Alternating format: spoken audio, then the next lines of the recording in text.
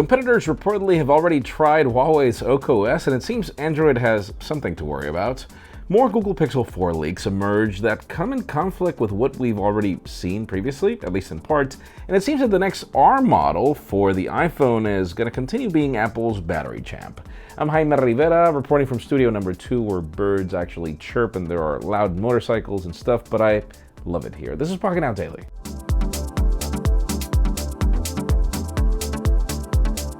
The official news today begin with a deal that I actually am considering personally because obviously the 2017 iMac is 2 years old pretty much, but then again right now at B&H they have that computer for $899, meaning $400 off the price tag. We're talking about a 4K Retina display, 8 gigs of RAM, 1 terabyte of storage, though that's a hard drive. It's not a solid state drive.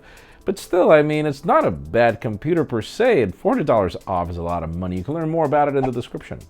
Now, let's talk about the Nintendo Switch, probably one of my favorite products of a couple of years ago, meaning we are due for a refresh. We have not seen one yet, and we've got some new reports that Nintendo was switching the strategy, mainly because of everything that's happening with China, Huawei, and the United States. Apparently, Nintendo has moved its production outside of China to other countries. We're trying to get information on which these countries are, but the thing about it is we've got 2 devices being mentioned, so that's actually the hottest part of the news. It seems that there is a higher-end Nintendo Switch, and then there's a lower-end device that's actually more focused on portability, meaning that it seems that Nintendo's working on more of a console device.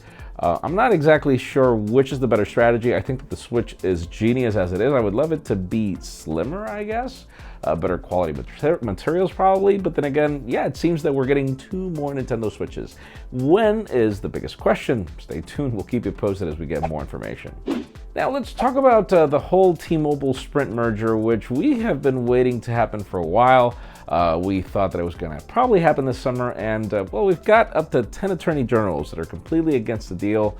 It's a $26 billion merger, and the argument from Sprint and T-Mobile is that we're going to get better 5G coverage because of this, and it's going to allow them to compete better against AT&T and Verizon, but the attorney generals don't think that's going to happen. Apparently, 3 companies will allow prices to go higher. And tell you what, man, prices in the United States are insane. They're kind of stupid compared to everywhere else in the world. So yeah, we've got a couple of states being mentioned like New York, California, Colorado, the District of Columbia, Maryland, Michigan, Mississippi, Nevada, Virginia, and Wisconsin all against this. And obviously what happens now is either the Department of Justice approves it or it doesn't approve it. Whatever the case may be, I don't know. I don't know what's better. I can't tell you if I prefer for the merger to happen or not. We'll see. Now let's move the spotlight over to the iPhone 11R. We've been wondering exactly what is Apple going to do with this particular model, which we hear is not going to vary much when it comes to design when compared to the higher end models, probably in materials. And as it turns out, we hear that the battery is going to get slightly larger, 5% from 2940 to 3110 milliamp hours. And the thing about it is, even if, yes, by all standards on Android, this is a small battery, by iPhone standards, the XR has insanely great battery life. We just can't deny it. It's really good. So we'll see what happens, because obviously, I mean, we're hearing a larger battery, better processor that's going to be more power efficient, but we're wondering what's going to happen with the display, which is literally what stands the difference between the XS and the XR, and that power efficiency. We'll see what we get. And how about if we discuss what's going to happen with the Pixel 4? Yesterday we were covering rumors of the Pixel 4 including a notch, and we were wondering where the selfie camera was because we couldn't see it, and there were rumors that there was probably going to be a pop-up camera, but probably the most important part of the rumors were the stove design at the back for the cameras. The thing about it is today we've got some more sources coming in with the stove design, so apparently that's going to be a thing in the back. And you know what? I'll take it, Google, so long as you give me more cameras at the back. I'll be like, yeah, whatever. But the thing about it is that it seems that no, we heard months ago that we were going to get sort of like an Infinity O punch hole that's larger for 2 cameras in the front, and now it seems that that's going to be the case. Now, don't be confused by the leaks that you see, because it does look like if the bezels are thicker, and that's not the case. It's actually, pun intended, there is a case around the phone, and that's the reason why.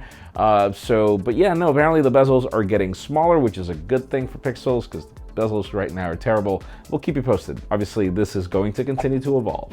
And finally, the hottest news today have to do with the future Hongmeng OS or Arc OS or Arc OS or whatever it's going to be called, as we've got reports that companies like Xiaomi and Oppo are already testing this operating system. That's one of the biggest concerns that we had, that also Google warned the United States.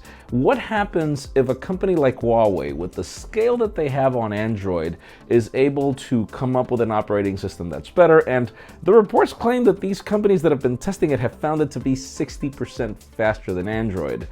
The thing about it is, obviously, Richard, you claimed this, and it could just be a PR move. We're not exactly sure if that is the case, but it's interesting, 60% faster than Android. I don't know about that. I do know that the operating system that I tested on the Huawei Watch GT is not faster, but it is significantly more power efficient than Wear OS. So that's probably a good reference. I mean, even if it's better power efficient, I think that that's a good thing.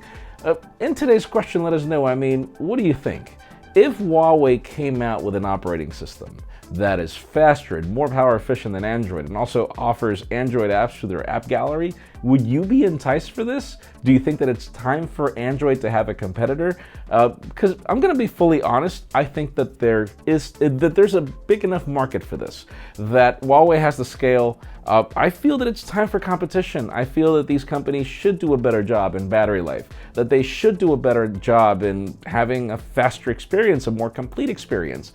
This is my opinion, obviously. We would love to know what you think in the comments down below, as, you know, for some people, Android is great. For me, it's good. It's not perfect, and neither is iOS. That's my opinion. We would love to know what you think in the comments.